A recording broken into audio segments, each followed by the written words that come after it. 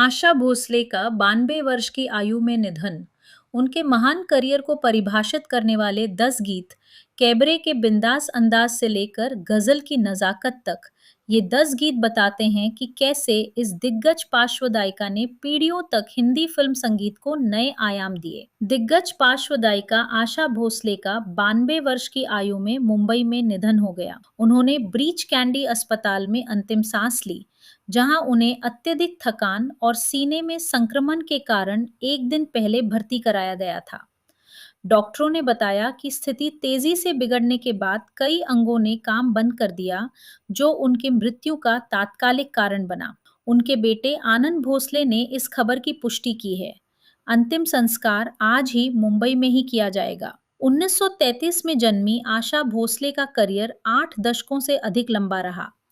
1940 के दशक में एक बाल कलाकार के रूप में उन्होंने अपना करियर शुरू करके वह विश्व संगीत की सबसे बहुमुखी और प्रभावशाली आवाजों में से एक बनी।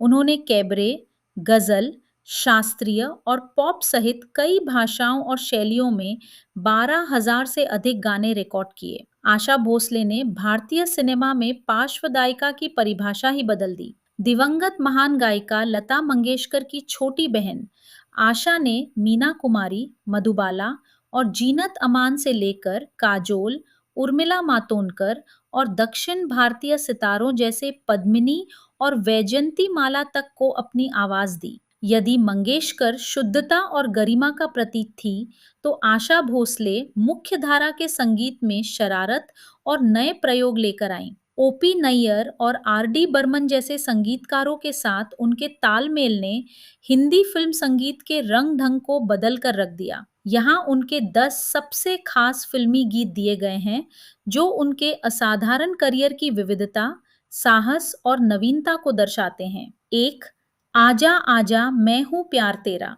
1966 में बनी फिल्म तीसरी मंजिल के रॉक एंड रोल ऊर्जा से भरपूर आर डी बर्मन की इस रचना ने पार्श्व गायन को पश्चिमी रंग में ढाल दिया।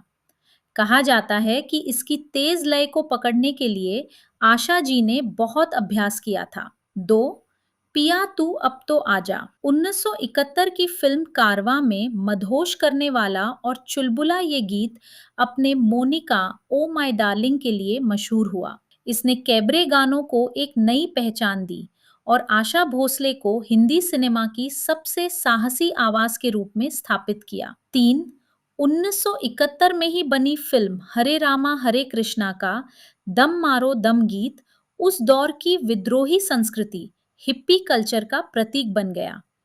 इसके बागी सुरों ने आशा जी को युवाओं के बीच बेहद लोकप्रिय बना दिया। चार, चुरा लिया है तुमने जो दिल को, यादों की बारात 1973। गिटार की धुनों से सजी ये मधुर और रूमानी रचना आज भी बॉलीवुड के सबसे सदाबहार गीतों में से एक है। पांच, ये मेरा दिल, डॉन 1978। आशा भोसले की आवाज और हेलन का स्क्रीन पर बेजोड़ संगम। ये गीत अपनी तीव्रता और गायकी के अंदाज के लिए जाना जाता है। 6, 1981 में बनी फिल्म उमराव जान का ये गीत इन आंखों की मस्ती, गजल गायकी का बेहतरीन उदाहरण है। इस गाने ने आशा भोसले को राष्ट्रीय पुरस्कार दिलाया और शास्त्रीय संगीत पर उनकी पकड़ को साबित किया।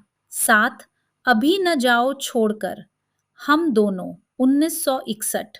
मोहम्मद रफ़ी के साथ गाया गया ये गीत प्यार की हिचकिचाहट को बहुत कोमलता से दर्शाता है। अपनी सहज लय के कारण ये हिंदी सिनेमा के सबसे पसंदीदा प्रेम गीतों में से एक है। 8, मेरा कुछ सामान, इजाजत 1987। गुलजार की ये रचना पारंपरिक गीत के ढांचे से बिल्कुल अलग थी। ये आज भी हिंदी सिनेमा के सबसे प्रयोगात्मक गीतों में गिना जाता है। 9, रंगीला रे, रंगीला 1995। ये गीत आशा जी की लंबी पारी का प्रमाण है। 60 की उम्र पार करने के बाद भी उन्होंने ए आर रहमान के आधुनिक संगीत को पूरी ताजगी के साथ अपनाया। 10, राधा कैसे न जले, लगान 2001। उनके करियर के उत्तरार्ध की एक बड़ी उपलब्धि थी। इस अर्धशास्त्रीय गीत ने नई सहस्राब्दी के दर्शकों तक उनकी आवाज पहुंचाई और दो पीढ़ियों के बीच के फासले को खत्म कर दिया।